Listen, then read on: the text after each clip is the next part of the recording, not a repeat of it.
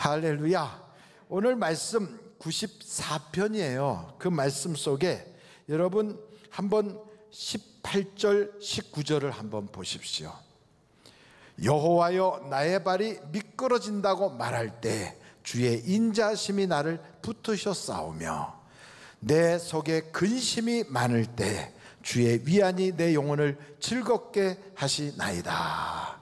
그러니까 우리 인생을 살다가 미끄러질 때도 있고 근심이 많을 때도 있다고요. 근데 오늘은 내 속에 근심이 많을 때, 이때 어떻게 해야 될 것인가 하는 말씀으로 여러분과 은혜를 나누려고 해요. 특별히 오늘 말씀은 저는 세 가지로 이렇게 말씀을 드리는데, 그 첫째는 말씀을 쫓아가야지 내 생각을 따라가면 안 된다. 말씀이 우리의 인도자가 되신다. 이것을 꼭 기억해야 된다는 것을 전하고 싶고요. 두 번째는 어떤 어려움과 문제가 있어도 우리 하나님은 해결의 능력이 있으시다. 이 말씀이고, 마지막 세 번째는 그 능력의 하나님이 우리를 사랑하신다. 그러므로 그 하나님의 사랑을 받아 오늘 여러분들이 다 기적의 주인공이 되시기를 간절히 바랍니다. 저는 이번에 일본 도쿄 2020년 올림픽을 보면서 많은 것을 깨닫게 됐어요. 여러분, 일본 동경 올림픽을 보시면서 무슨 생각을 했어요? 안 보셨죠? 저는 TV로 본 것보다는 대부분은 결과를 이렇게 보거나 소식을 듣고 이렇게 했는데, 그러면서도 마음속으로는 일본에 대한 고운 마음이 없어서, 하여간 올림픽 하다가 빚도 많이 지고, 그리고 메달도 한 개도 따지 말고 하여간 폭망해라, 이렇게 제가 생각을 했어요. 도쿄올림픽을 보면서 저는 폭망하라 이런 생각을 하게 된 이유가 있어요. 일본에 대해서는 마음이 그렇게 편치가 않더라고요. 무슨 우리 집안이 굉장한 애국자 집안이거나 독립운동을 한 민족 지도자의 집안이다, 뭐 그런 건 아니라 할지라도 일본에 대하여는 지금부터 76년 전에 해방을 맞이했다 할지라도 여전히 마음속에 그 감정은 진행형이에요. 왜냐하면 몇 가지 이유가 있는데, 그 첫째가 가끔씩 우리 독도를 가지고 자기네 땅이라고 그래. 그게 속상해요. 여러분은 속상하지 않습니까? 그리고 두 번째는 위안부 할머니 등 아직도 그때 피해를 입은 분들이 생존하고 계시는데, 보상을 하고 배상을 하기는커녕 아주 그들이 뻔뻔하게 이루 말할 수 없어요. 그리고 세 번째는 그렇게 2차 세계대전과 주변 아시아 국가들을 그렇게 괴롭혔으면, 그러면 자기 자녀들에게 제대로 가르쳐서 다시는 군국주의 망령에 빠지지 않게 교육을 잘해야 되는데 역사를 왜곡해요. 그러니까 저들을 볼 때 저들이 또 그런 짓을 하겠구나, 이런 생각이 드는 거지요. 뿐만 아니고 야스쿠니 신사라고 하는 걸 만들어 놓고 거기다가 그 전범자들을 합사했어요.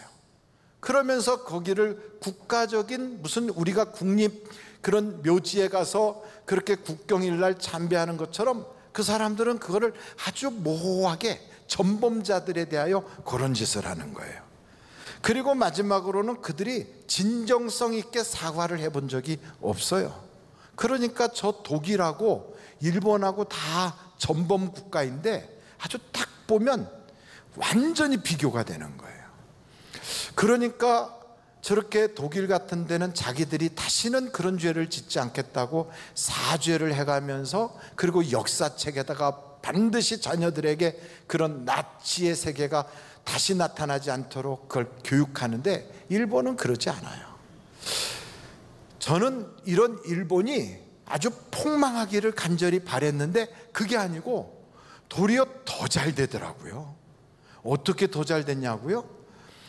2차 세계대전이 딱 끝나고 그 전범국인 일본, 이태리, 독일, 이 세 나라를 미국의 국무장관이었던 마샬이라고 하는 장군이, 이 나라들이 독재국가인데 이들을 산업화를 시키고 경제부흥을 시키면 민주화가 돼서 절대로 독재국가가 일어날 수가 없다. 그래서 산업 발전을 시키자, 이래가지고 2차 세계대전이 끝났을 때 일본도 산업 부흥을 시킨 거예요.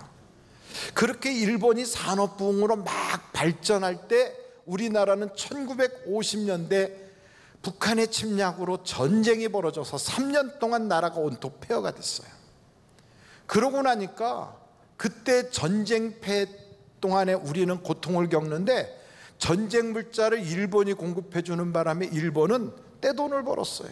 그래가지고 일본은 세계 두 번째로 부강한 나라가 되고 지금도 G7이라고 하는데 딱 들어가서 아시아에서는 유일한 그 나라가 되어가지고 전범국인데 거기 들어가서 아주 큰 소리를 뻥뻥 치는 그 꼴을 보니까 부화가 나잖아요. 아, 저것들은 진정성 있게 사과를 한다면 우리가 마음이 풀릴 텐데, 아니 그것도 안 하고 보면 우리보다 좀 잘 살아. 그래가지고 이번에 올림픽 때 폭망해라 제가 그랬거든요. 그 나라는 그거하고는 아무 상관없이 아이고 그렇게 뭐 비대면이고 뭐 코로나 바이러스가 대단하고 태풍이 불어오고 그런데도 잘 맞췄어요. 남 잘 되는 것을 바라야 되는데 남들이 안 될 걸 바라면서 속으로 꼬부라진 마음을 딱 가지고 있죠. 그러면 하나님이 그들을 복 주실 수가 없어요. 그러므로 우리는 그런 억울한 심정, 답답한 마음, 이런 이상한 생각이 들 때 우리의 감정대로 따라가지 말고 하나님의 말씀으로 돌아가야 돼요.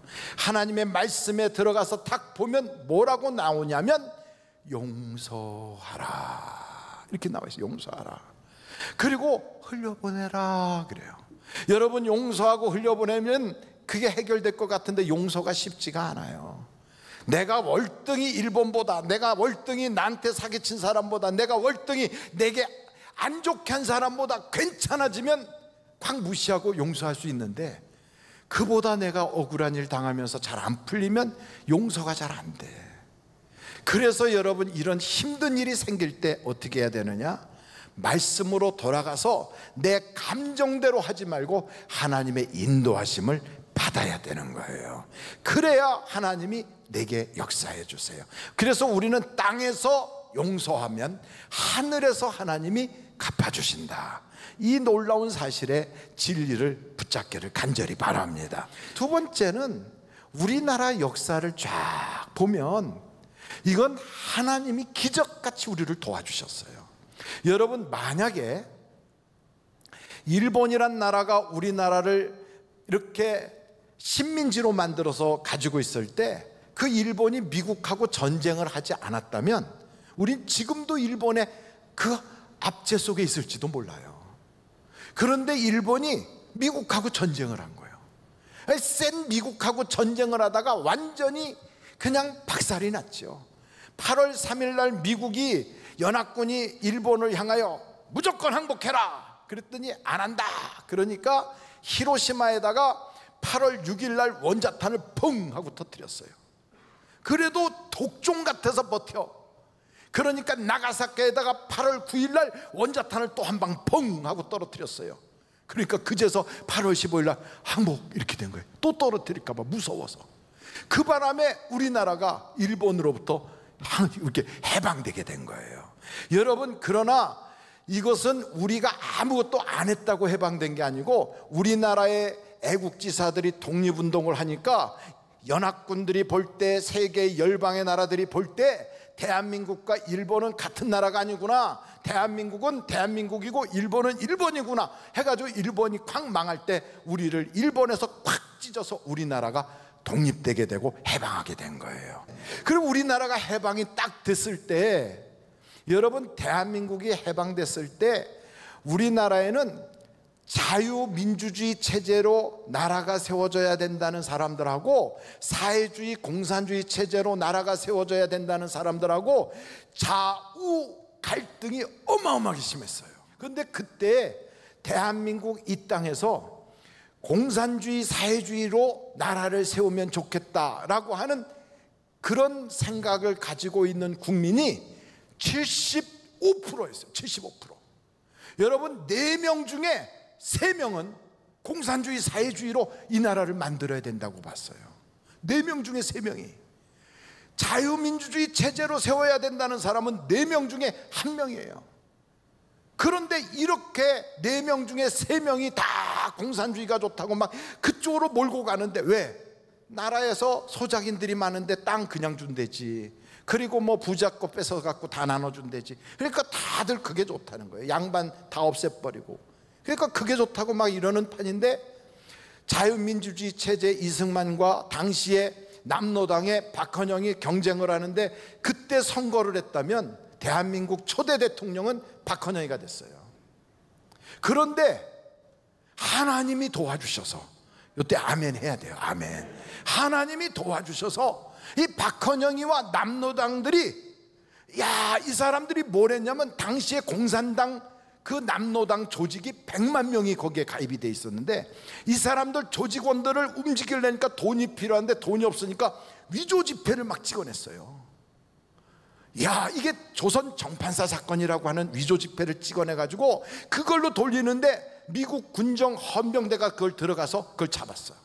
공산당원들이 줄줄이 굴비역듯이 잡혀오는 바람에 남노당이 불법 단체로 탁 찍히면서 그 많던 공산주의자들이 지하로 싹 숨어버린 거예요.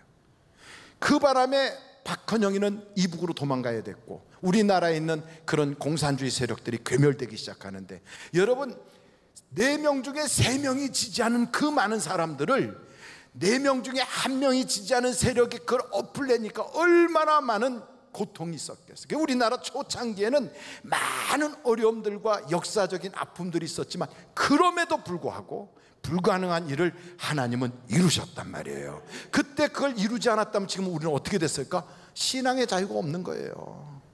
그때 우리는 신앙의 자유로 갖게 된 거예요. 뿐만 아니고 더 큰 위기는 그 다음에 와요. 6.25 때 우리나라는 준비가 하나도 안 되는데, 북한에서는 김일성과 스탈린과 모태똥이가 준비한 군대가 적극적으로 주일날 기습남침을 해버렸거든. 순식간에 우리는 다 괴멸되는 건데, 여러분, 몇 달도 안 돼가지고서 저 부산, 대구, 창원 있는 데까지 밀려난 우리나라, 그거 이름도 모르는 그런 조그만 나라에 뭐가 거기 무슨 이익이 있다고 석유가 나는 것도 아니고 무슨 자원이 많은 것도 아닌데, 미국 군대와 유엔의 연합군대가 와가지고 우리를 도와주셨어. 그래가지고 우리나라가 전쟁이 끝나고 나서 오늘 여기까지 하나님이 딱 지켜주셔서 자유대 안에서 자유롭게 신앙생활 할 수 있도록 하나님이 역사해 주셨단 말이죠. 그러니까 하나님은 불가능한 것 같은데도 역사해 주신다 이 말이에요. 왜 우리를 하나님이 이렇게 도와주셨는가? 여러분, 우리나라가 이렇게 도움을 받은 것은 대한민국 재헌국회를 처음에 딱 시작할 때, 그 당시에 198명의 국회의원들이 모여가지고 최초로 헌법을 만들고 법을 만들겠다고 모여가지고 저 중앙청 안에 회의실에서 모였는데, 그때 그곳에 크리스찬은 50명도 안 돼요. 198명 중에. 그런데 그들이 무슨 생각을 했냐면, 우리나라는 하나님 말씀 위에 세워줘야 된다. 이래가지고 기도하고 시작합시다, 이렇게 된 거예요. 그래가지고 재헌국회 속기록을 딱 보면, 하나님이여, 이 대한민국 하나님께서 해방시켜 주시고 하나님께서 이와 같이 세워주셨사오니 하나님 영광 받으시고 이 나라를 지켜주옵소서, 이렇게 기도를 했거든. 할렐루야. 그래서 이 땅은요, 하나님께 바쳐진 나라가 된 거예요. 그래서 하나님이 복음으로 지켜주는 거예요. 여러분, 6.25 사변이 일어나기 전에는 38도선으로 뚝 잘라져 있었던 나라가 전쟁이 끝난 다음에는 휴전선으로 이렇게 달라졌어요. 근데 휴전선의 서해 바다 쪽으로 한번 보세요. 이쪽에 백령도를 시작해서 이렇게 쭉 올라간 연평도, 대연평도, 소연평도까지 이렇게 지도가 이렇게 쭉 돼 있거든. 거기를 NNL이라고 그래요. 근데 여러분, 이 NNL 라인의 맨 위에 쪽에 있는 저 연평도 그쪽에서는 서울보다도 평양이 더 가까워요. 그런데도 그거를 대한민국이 지배하고 있다고 딱 쳐놨거든. 당시에 6.25 사변 끝났을 때 거기를 관리하는 게 힘드니까 그냥 반드시 뚝 잘라서 그건 북한에다 줘버리자, 이러고 결정하려고 하는 판에 무슨 말씀을 그렇게 합니까?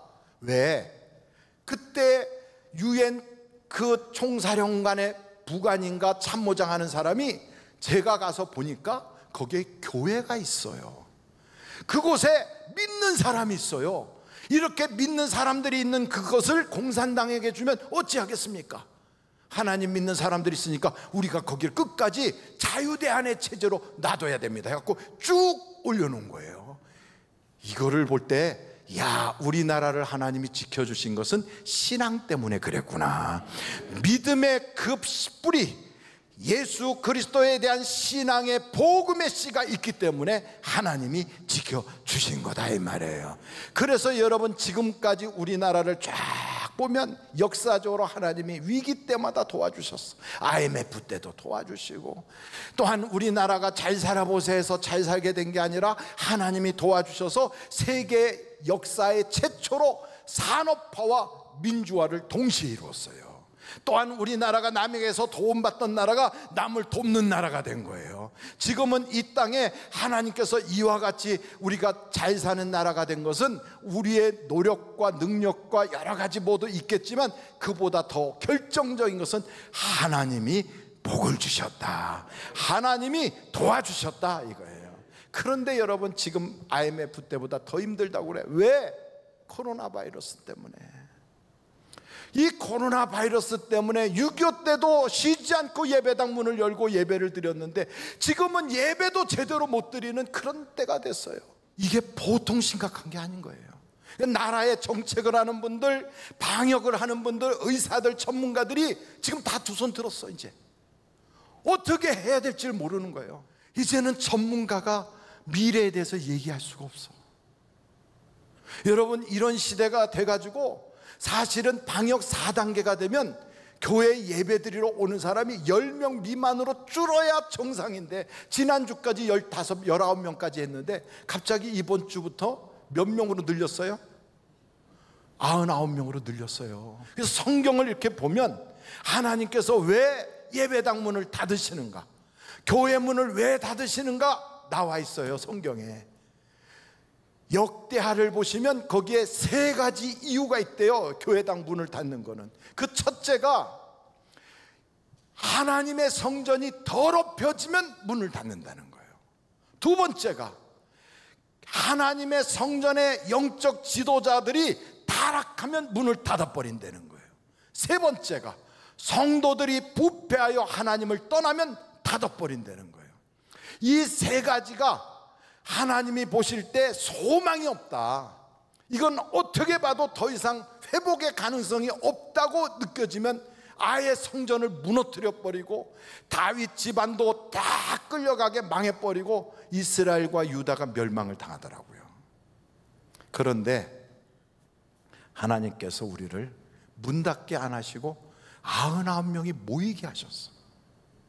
여러분, 이것은 아직도 가능성이 있다, 아직도 회복할 수 있다, 아직도 그루터기 신앙이 남아있다, 하나님이 보시고 우리에게 기회를 주신 줄로 믿습니다. 하나님께서 요엘서에 이런 말씀을 해놓으셨어요. 요엘서 1장 13절부터 한번 보세요. 제사장들아, 너희는 굵은 배로 동이고 슬피 울지어다. 제단에 수종드는 자들아, 너희는 울지어다. 내 하나님께 수종드는 자들아, 너희는 와서 굵은 배 옷을 입고 밤이 새도록 누울지어다. 이는 소제와 전제를 너희 하나님의 성전에 드리지 못함이로다. 하나님께 예배하지 못해서 그런 거예요. 너희는 금식일을 정하고 성회를 소집하여 장로들과 이 땅의 모든 주민들을 너희 하나님 여호와의 성전으로 모으고 여호와께 부르짖을지어다. 슬프다 그날이여, 여호와의 날이 가까웠나니 곧 멸망같이 전능자에게로부터 이르리로다. 먹을 것이 우리 눈앞에 끊어지지 아니하였느냐? 기쁨과 즐거움이 우리 하나님의 성전에서 끊어지지 아니하였느냐? 씨가 흙덩이 아래서 썩어졌고 창고가 비었고 곡간이 무너졌으니 이는 곡식이 시들었음이로다. 교회 안에서도 웃음소리가 끝났어. 전에는 예배당 안에서 막 웃음소리가 있고 아이들이 막 뛰노는 소리가 있었는데 어느 때부터인가 그 소리가 끝났어요. 전에는요, 하나님께 예배하는 무리들로 꽉꽉 찼는데 이제는 서로 예배할 때도 거리를 멀리 앉아서 무슨 장례식 하듯이 그러고 있어요. 야, 이게 보통 문제가 아니구나. 그리고 또한 우리의 곡간이라고 말할 수 있는 이 세상의 한국 국가적인 그러한 재정도 고갈이 되고 우리 각각 개인의 재정도 고갈이 되고, 이게 보통 문제가 아니구나. 이거 이렇게 살면 안 되는구나. 그러면 어떻게 해야 되느냐? 요엘서 2장 12절을 보니까 하나님이 우리에게 방법을 제시하고 있어요. 여러분 한번 같이 보겠어요? 여호와의 말씀에 너희는 이제라도 뭐하며 금식하고 울며 애통하고 마음을 다하여 내게로 돌아오라 하셨나니, 너희는 옷을 찢지 말고 마음을 찢고 너희 하나님 여호와께로 돌아올지어다. 그는 은혜로우시며 자비로우시며 노하기를 더디하시며 인애가 크시사 뜻을 돌이켜 재앙을 내리지 아니하시나니, 주께서 혹시 마음과 뜻을 돌이키시고 그 뒤에 복을 내리사 너희 하나님 여호와께 소제와 전제를 드리게 하지 아니하실는지 누가 알겠느냐. 15절 우리 다 같이 한번 읽겠습니다. 시작. 너희는 시온에서 나팔을 불어 거룩한 금식일을 정하고 성회를 소집하라. 다른 방법이 없어요. 회개하라는 회개. 하나님께로 돌아오자, 그거예요. 여러분 호세아서 6장 1절에 보면 이런 말씀이 있어요. 오라 우리가 여호와께로 돌아가자. 여호와께서 우리를 찢으셨으나 토론하게 하실 것이요 우리를 치셨으나 싸매어 주실 것임이라. 그래서 내일부터 한 주간 금식과 회개, 여호와께로 돌아가는 특별 기도회를 시작하려고 그래요.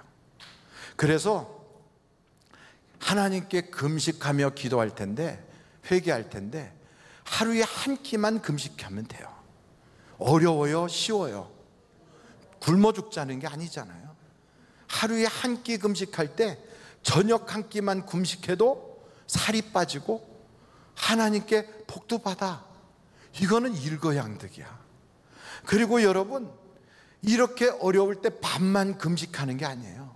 미디어 금식이라는 것도 있어. 쓸데없는 유튜브 보면서 시간 낭비하고 컴퓨터나 인터넷 들어가서 이것저것 보다가 무슨 은혜 있는 거 찾는다고 들어갔다가 엉뚱한 거 무슨 야한 거 봐가지고 눈에 이상하게 여자 이딴 거 쑥 눈에 들어오면 이거 빼내기가 보통 어려운 게 아니에요. 그래서 미디어 금식을 해야 돼요. 쇼핑 금식을 해야 돼. 여기저기 무슨 광복절 이후에 연휴 끝나면 박앤 세일한다고 이런 데 가서 쫓아다니라고 다니면서 그런 거 세일하고, 쇼핑 인터넷으로 쇼핑하고 전화로 쇼핑하고 TV로 쇼핑하는데, 이런 모든 것들을 한 일주일 동안 딱 끊고 하나님께 금식하며 회개하자 이 말이에요. 금식은 밥만 금식하는 게 아니고 쓸데없는 것 그걸 금지하는 거예요. 그걸 신앙생활에 자꾸 시간을 낭비하게 하고 우리의 마음을 분산시키고 하나님께 집중되게 하는 걸 못하게 하는 이런 모든 잡다스러운 걸 싹 내려놓고 한 주간 동안 하나님께 회개하자는 거지. 그래서 여호와께 돌아가자, 이 구호를 가지고 하나님께 회개하면 하나님께서 분명히 우리 사랑하는 성도들의 질병이다 치료될 줄로 믿습니다. 하나님의 기적이 일어날 줄로 믿습니다. 경제적 어려움에서 기이한 방법으로 하나님이 건져주실 줄로 믿습니다. 내 인생의 홍해가 갈라질 줄로 믿습니다. 하나님 앞에 우리가 가능성이 있는 걸 보여드려야 돼요. 하나님이 보실 때 그래 너는 구루터기구나, 그래 너는 가능성이 있구나, 그래 너는 살아나겠구나, 내가 너에게 마음을 둘 수 있겠구나, 이것을 우리가 보여드릴 때 하나님의 중심이 뜨거워지시면서 우리 교회를 도와주시고 우리 나라를 도와주시고 우리 가정을 도와주시고 천인이 넘어지고 만인이 꼬꾸라져도 하나님의 생명싸개로 우리를 지켜주신다는 거죠. 아멘, 아멘, 아멘. 그래서 여러분 다른 거 없어요. 우리나라는 하나님이 보호하사 우리나라 만세예요. 그러므로 여러분 자신을 보지 말고 하나님의 도움을 받아야 돼요. 하나님 도와주세요. 하나님 불쌍히 여겨주세요. 하나님 우리를 살려주세요. 이 나라를 하나님 긍휼히 여겨주세요. 우리 가정을 불쌍히 여겨주세요. 하나님께서 마음이 막 뜨거워지도록 눈물을 쏟아가며 통에 자복하여 회개하면, 여러분 회개의 영이 우리 입에 물려지기만 하면 이번에 살아나요. 분명히 살아납니다. 기적이 나타납니다. 하나님의 은혜가 우리를 통하여 강수와 같이 흘러가게 되어 있습니다. 찢으셨으나 하나님이 싸매어 주실 것이고, 넘어졌으나 일어나게 하실 것이고, 우리 하나님이 다시 부흥케 하실 걸 믿습니다.